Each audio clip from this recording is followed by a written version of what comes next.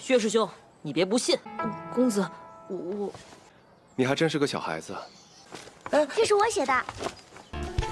你们可知好因材施教？这法子太蠢，一味求快吗？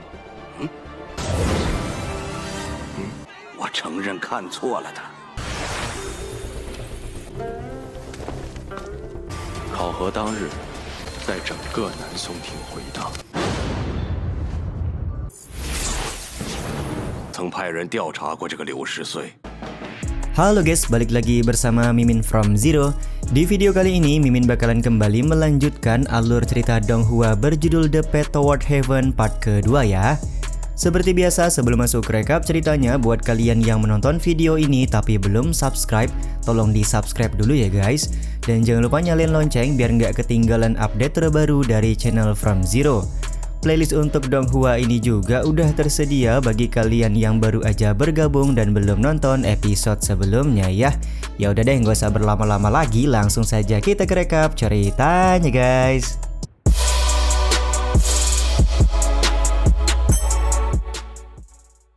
Episode kali ini diawali dengan kekesalan Guru Lu karena selama beberapa hari Jing Jiu tidak pernah mengikuti pelajaran yang dia ajar. Guru Lu pun kemudian berinisiatif untuk memberikan arahan kepada semua murid mengenai kunci kesuksesan dalam dunia kultivasi adalah ketekunan. Mau sebodoh apapun orangnya, kalau belajar dengan giat pasti nanti akan memegang pedang di 9 puncak sekte Qingsan. Jangan seperti orang tertentu yang kerjanya hanya malas-malasan dan membuang waktu sia-sia, ucap Guru Lu kepada semua murid. Tentu saja ucapan Guru Lu bisa dipahami oleh Liu Sisui yang menganggap Guru Lu pasti sedang menyindir tuan mudanya yang tidak hadir di dalam kelas.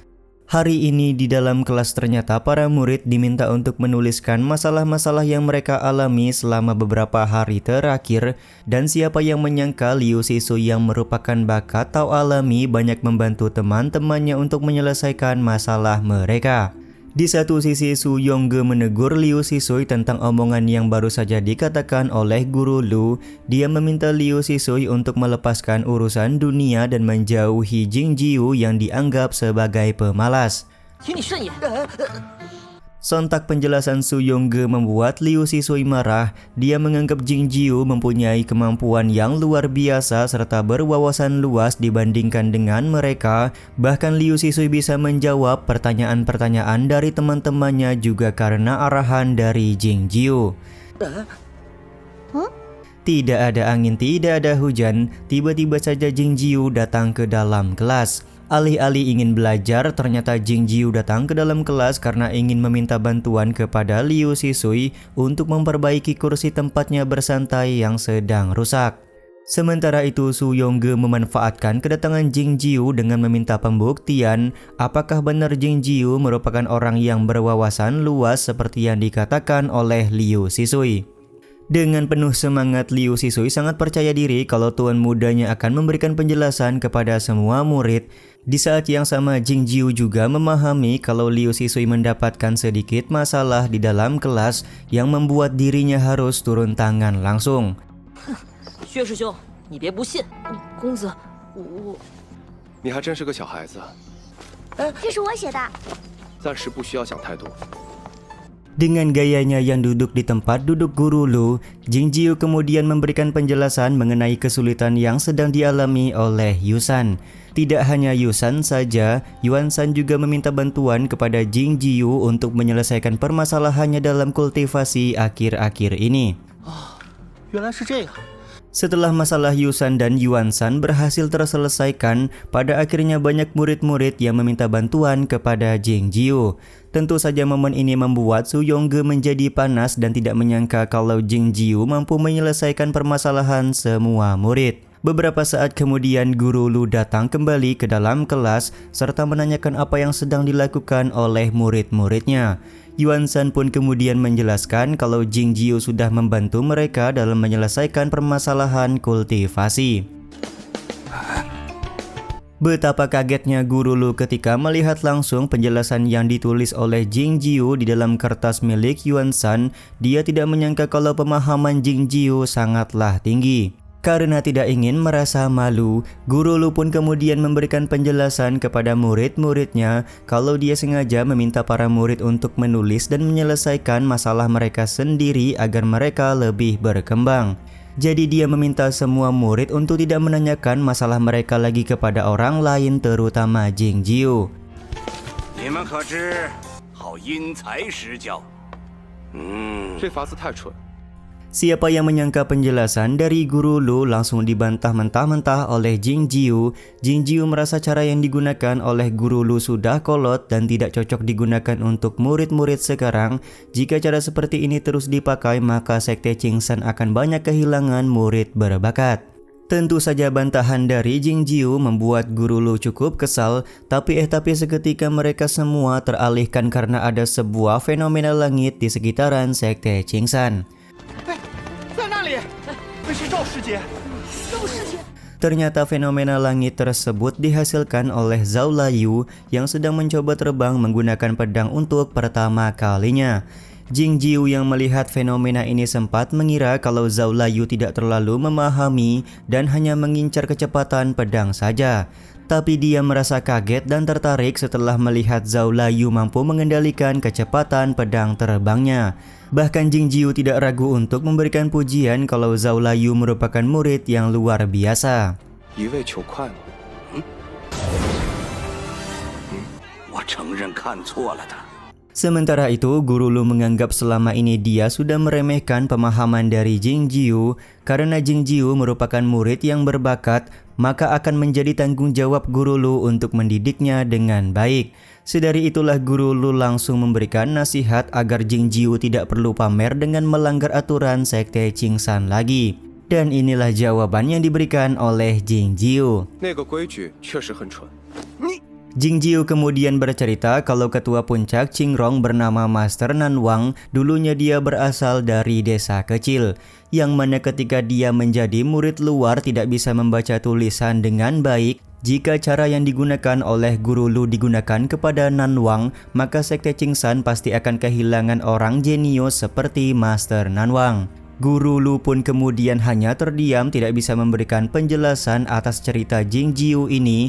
Di satu sisi dia begitu kaget karena ternyata seorang murid luar seperti Jing Jiu bisa mengetahui cerita unik tentang Master Nanwang dari puncak Qingrong. Guru Lu pun mulai membuat asumsi kalau Jing Jiu merupakan pion yang sedang dipersiapkan oleh Sekte Qingsan sejak lama, serta dia juga bertanya-tanya tetua puncak mana yang sudah menggerakkan Jing Jiu. 青荣峰难忘峰主却是如何得知的师伯师叔呢？ Singkat cerita, 1 tahun kemudian, Jing Jiu tetap pada pendiriannya untuk selalu bersantai dan tiduran di kursi bambu buatan Liu Sisui. Selama 1 tahun itu pula, Guru Lu berusaha untuk meminta Jing Jiu berlatih karena merasa sayang dengan bakat kultivasinya. Tapi selama 1 tahun, Guru Lu selalu mendapatkan penolakan yang membuatnya berhenti berharap kepada Jing Jiu dan lebih fokus mengembangkan bakat Liu Sisui. 你放弃了对他的关注。 Tidak terasa waktu sudah berlalu 1 tahun dan pada hari ini Liu Sisui yang sudah mencapai kesempurnaan di tahap pelukan jiwa akan mengikuti ujian murid dalam. Ketika Liu Sisui mulai mengikuti ujian murid dalam dengan memegang janin pedang, fenomena langit mulai terjadi dan terdengar di seluruh paviliun Nansong. 考核当日，在整个南松町回荡。 Dengan adanya fenomena langit ini menandakan bahwa Liu Sisui lulus menjadi murid dalam, sekaligus menyamai rekor dari Zhao Layu yang menjadi murid dalam hanya dalam kurun waktu 1 tahun saja. Setelah keberhasilannya menjadi murid dalam, Liu Sisui langsung mendatangi Jing Jiu untuk memberikan kabar bahagia. Dan inilah jawaban yang diberikan oleh Jing Jiu kepada Liu Sisui. 你已上路，更需专心，那般不美。 我才不会忘记。 Jalan tahu itu panjang, jarang ada yang sampai ke tujuan bersama. Kamu sudah mulai berjalan jadi harus tetap fokus, ucap Jing Jiu kepada Liu Sisui. Yap, pertemuan mereka berdua ini karena Liu Sisui ingin mengucapkan salam perpisahan yang mana dia akan menjadi murid dalam Sekte Qingsan. Di saat Liu Sisui disibukkan dengan jalan kultivasi, sementara Jingjiu masih terus bersantai di halaman rumah dan tidak memperdulikan apapun yang sedang terjadi di luar. 依然躺在竹椅上，柳絮满天飘。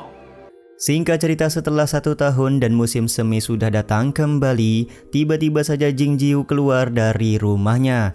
Ternyata di aula pengujian murid dalam sudah kedatangan tetua penguji, yang berarti akan ada murid luar yang mencoba mengikuti ujian murid dalam. Pada saat murid-murid sedang sibuk bertanya-tanya siapakah yang akan mengikuti ujian murid dalam, di saat itulah Guru Ming membawa Jingjiu masuk ke dalam tempat ujian. Tentu saja hal ini menjadi pertanyaan bagi murid-murid luar karena Jingjiu tidak pernah berlatih tapi kok bisa-bisanya ikut ujian murid dalam seperti ini. Momen ini membuat Yusan memberikan bantahan di mana menurutnya Jingjiu merupakan murid jenius, jadi sudah sewajarnya kalau dia mengikuti ujian murid dalam. Benar saja, setelah Jingjiu memegang janin pedang, fluktuasi kekuatan yang terpancar berhasil menggetarkan seluruh daerah paviliun Nansong. Dengan begitu bisa dipastikan kalau Bang MC berhasil menjadi murid gerbang dalam Sekte Qingsan.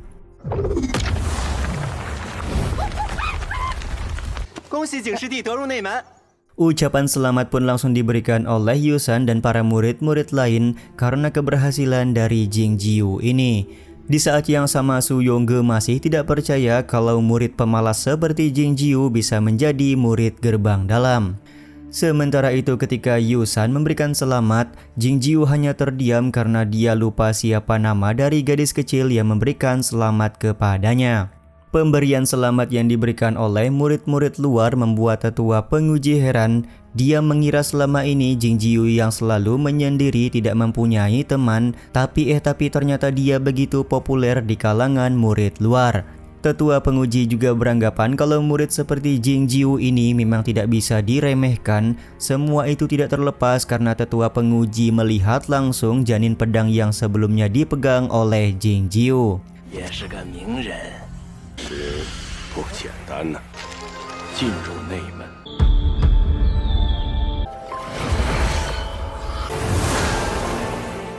Keesokan harinya, Yuan Cijing memimpin pertemuan dengan para tetua 9 puncak Sekte Qingsan untuk mengesahkan surat penghargaan dan surat hukuman. Ketika hendak menutup pertemuan, tiba-tiba saja Nanzi, salah satu guru dari puncak Qingrong, melakukan sedikit protes. Protes dilakukan oleh Nanzi karena seharusnya lukisan Paman Guru Jingyang tidak berada di paviliun dalam karena Paman Guru Jingyang berhasil naik surga, bukanlah meninggal seperti senior lain. Ada seorang guru dari puncak Yunxing bernama Fu Wang memberikan komentar kalau sudah selayaknya lukisan Paman Guru Jingyang terpajang di paviliun dalam. Menurutnya pajangan lukisan tersebut bisa menjadi motivasi bagi generasi muda untuk mengenang Paman Guru Jingyang yang naik surga. Akan tetapi tetap saja Nanzi tidak setuju karena menurutnya jika ingin memotivasi generasi muda, maka lukisan Paman Guru Jingyang harus berada di paviliun Shijian, bukan diletakkan di tempat orang mati seperti itu. Kembali terjadi perdebatan antara Nanzi dan juga Fang Jingtian dari puncak Yinlai. Fang Jingtian menilai kekuatan Sekte Qingsan sudah berkurang karena 2 pedang utama yang dipegang oleh Paman Guru Jingyang sudah dibawa naik surga. Sementara menurut Nanzi, selama kemampuan Guru Sekte Qingsan bisa menandingi kemampuan pedang tanpa pikiran dan pedang tanpa tandingan milik Paman Guru Jingyang, maka kekuatan Sekte Qingsan tidak akan berkurang seperti yang disebutkan oleh Fang Jingtian. Nanzi mulai membuat asumsi sepertinya kakak ketiga Fang Jingtian merasa dirinya tidak kompeten untuk menandingi kekuatan dari Paman Guru Jingyang. Situasi pun mulai ditenangkan oleh beberapa orang tetua karena mereka menganggap generasi muda Sekte Qingsan punya prospek yang bagus, dari mulai Junior Zuo, Junior Zhao Layu dan juga Junior Liu Sisui. Di saat yang sama, Yuan Cijing malah mempertanyakan apakah Liu Sisui benar-benar merupakan bibit Tao alami seperti yang disebutkan oleh orang-orang. Nanzi pun langsung menyambung pembicaraan dengan berkata Paman Guru Yuan Cijing tidak perlu khawatir karena Guru Sekte sudah memeriksa langsung kondisi Liu Sisui. Tentu saja ucapan dari Nanzi membuat para tetua kaget karena ternyata guru sekte puncak Tianguang sudah melakukan pemantauan langsung kepada Liu Sisui sejak 1 tahun yang lalu.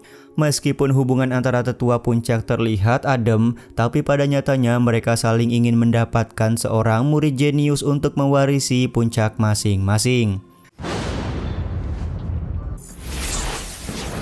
曾派人调查过这个刘十岁。 Setelah pertemuan selesai, Yuan Qijing tampak tidak senang karena ternyata sudah ada orang lain yang mendahuluinya untuk mendapatkan bakat Liu Sisui.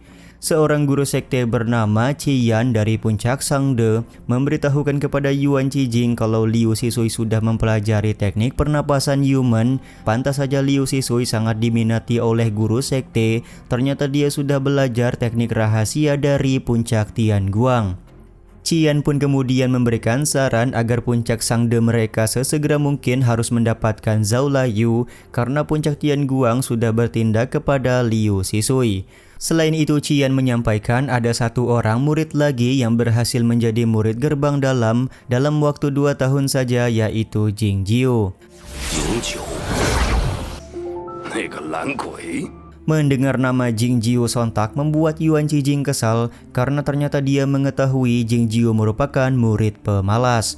Qiyan juga tidak heran melihat ekspresi dari Yuan Qijing karena selama ini diketahui Yuan Qijing selalu membenci siapapun yang kerjanya hanya bermalas-malasan.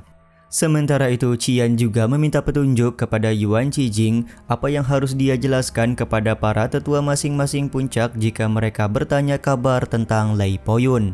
Yuan Qijing meminta Qiyan untuk menjelaskan bahwa saat ini Lei Poyun sedang masa pemulihan setelah mendapatkan serangan di kota Zhaoge dan hutan abadi karena bekerja sama dengan dunia bawah.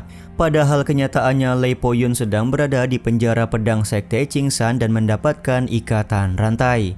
Yuan Qijing tidak peduli dengan perkataan orang lain, entah Lei Poyun gila atau tidak, tapi karena Lei Poyun sudah menyerang guru sekte, maka dia harus dikurung di dalam penjara pedang. 为什么不能一直关着？便有被关的道理。是。 Sementara itu, seorang guru pengajar dari puncak Tianguang bernama Lin Wuzi membawa murid-murid dalam untuk berkunjung ke paviliun dalam guna mengenang para leluhur sekte Qingsan. Ada sebuah tradisi dari sekte Qingsan di mana jika setiap murid ingin menjadi penerus pedang di suatu puncak, mereka harus pergi ke puncak Yunxing untuk mengambil pedang mereka sendiri. Semakin puncak maka kualitas pedang akan semakin bagus, tapi bahayanya juga akan semakin besar. Jadi mengambil pedang di puncak Yunxing bukan sekedar syarat untuk mengikuti turnamen pedang saja, melainkan untuk ujian kepada para murid. Diketahui setiap pedang yang ada di puncak Yunxing merupakan pedang yang dikembalikan oleh para sesepuh pedang sekte Qingsan. Sesepuh ini mengembalikan pedang ke puncak Yunxing agar menjadi berkah untuk generasi selanjutnya. Hari ini salah satu sesepuh pedang bernama Paman Mo akan mengembalikan pedang miliknya ke puncak Yunxing. Sebelum mengembalikan pedang besar miliknya, Paman Mo kembali mengingat kejadian di mana Paman Guru Jingyang pernah memuji pedangnya cukup bagus. Paman Mo yang pada waktu itu masih begitu muda tidak mengerti perkataan dari Paman Guru Jingyang karena menurutnya bakatnya biasa-biasa saja dan pedang besarnya juga biasa-biasa saja, tapi kenapa Paman Guru Jingyang malah memberikan sebuah pujian? Karena merasa penasaran, akhirnya Paman Mo bertanya kenapa Paman Guru Jingyang bisa mengatakan pedangnya bagus. Siapa yang menyangka kalau Paman Guru Jingyang hanya menjawab dengan 4 kata, yaitu bisa dipakai untuk tiduran. Sejak saat itu Paman Mo merasa bodoh karena hingga umurnya semakin tua, dia tidak pernah paham apa yang sebenarnya dimaksud oleh Paman Guru Jingyang. 剑随人起，可我实在愚钝，也不再去想了。 Sudah 300 tahun lamanya Paman Mo menjaga buku-buku di gudang buku sekte Qingsan, dari mulai namanya dikenal sebagai Junior Mo hingga menjadi Paman Guru Mo karena sudah tua. Sebenarnya Paman Mo sedikit malu untuk mengakui selama 300 tahun dia tidak banyak mengalami perkembangan dan sekarang umurnya sudah mau habis. Paman Mo pun sejenak terpikir apakah Paman Guru Jingyang yang dia idolakan pernah mengingat keponakannya yang tidak berbakat ini. 说来惭愧，而我大道无情。 Secara kebetulan, murid dalam dibawa oleh Lin Wuzi untuk mengunjungi puncak Yunxing. Di saat itulah Jing Jiu memberikan pujian kepada pedang besar Paman Mo serta berkata kalau dia akan mengambil pedang tersebut nantinya. Paman Mo kemudian menoleh sembari terkejut karena anak muda seperti Jing Jiu mengetahui kalau dia sedang ingin mengembalikan pedang ke puncak Yunxing. Selain itu, Paman Mo juga menyebutkan terakhir kali ada orang yang memuji pedangnya bagus, orang tersebut sudah berhasil naik surga. Jadi jika Jing Jiu benar-benar ingin mengambil pedangnya, maka dia harus mengambilnya di puncak Yunxing. 你的剑怎么样？不错吧？莫师叔， 上一个说我剑不错的人，凭本事吧！ Waduh, Pak Tua ini nggak sadar ya guys kalau orang yang menyebut pedangnya bagus merupakan orang yang sama 300 tahun yang lalu ya. Pada saat Paman Mo sudah naik ke puncak Yunxing untuk mengembalikan pedang, Jing Jiu kembali mengingat bahwa dia pernah memberikan pujian kepada Paman Mo 300 tahun yang lalu.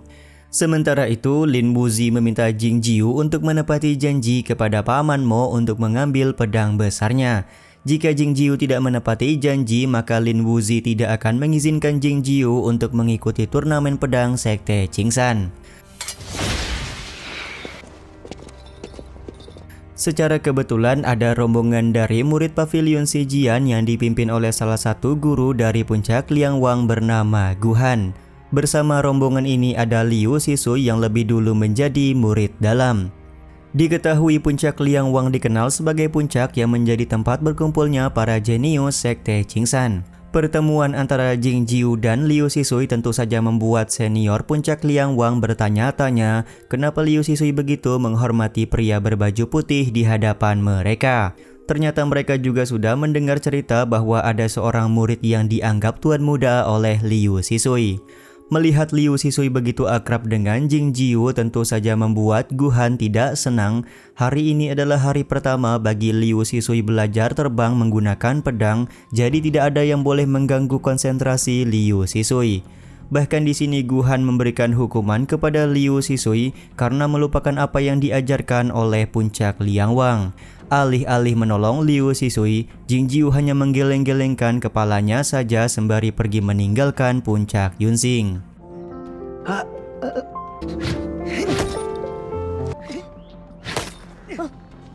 我两望峰弟子， Setelah Jing Jiu pergi, Guhan memberikan peringatan kepada Liu Sisui bahwa murid puncak Liangwang tidak boleh menjadi seorang pelayan. Untuk kedepannya Guhan juga melarang Liu Sisui untuk bertemu dengan Jing Jiu.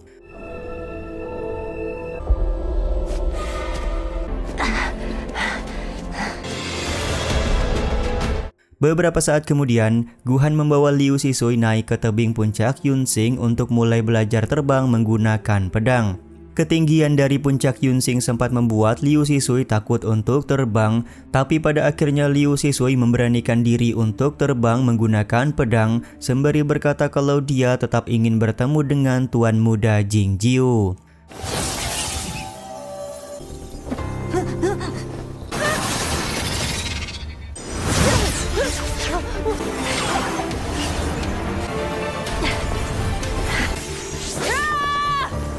Setelah keberhasilan Liu Sisui terbang menggunakan pedang, Guhan langsung berkata kalau bibit tahu alami bukan hanya Zhao Layu seorang. Dengan kata lain, Guhan pernah mendapatkan penolakan pada saat mengajak Zhao Layu untuk memilih puncak Liangwang. Selain itu, Guhan juga meminta juniornya untuk mengawasi Liu Sisui agar tidak bertemu dengan Jing Jiu lagi. Guhan sangat tidak senang kalau ada murid puncak Liangwang menjadi seorang pelayan. 赵腊月， 师兄，你别生气啊。 是 Sedikit penjelasan bahwa Sekte Qingsan memiliki sejarah panjang, secara total mewariskan 8 jurus pedang dan 9 pedang terbang. Yang pertama adalah pedang penerima takdir, yang kedua adalah pedang tandingan, yang ketiga adalah pedang 3 Qi, yang keempat adalah pedang kehampaan, yang kelima adalah pedang sitar sutra, yang keenam adalah pedang pembalik matahari, yang ketujuh pedang masa, yang kedelapan adalah pedang ombak datang, dan yang terakhir adalah pedang tanpa pikiran. Scene ini sekaligus menutup episode kali ini ya guys. Ya udah deh, sampai di sini dulu aja video kali ini. Mohon maaf jika masih banyak kekurangan dan kesalahan dalam penyampaian kata-kata ya. Terima kasih untuk kalian yang udah pada nonton dan jangan lupa subscribe serta nyalain loncengnya ya guys. Mimin selaku penulis narasi, tukang voice over dan tukang edit video pamit undur diri. Salam hangat, see you in the next video. Bye bye guys, see you next week.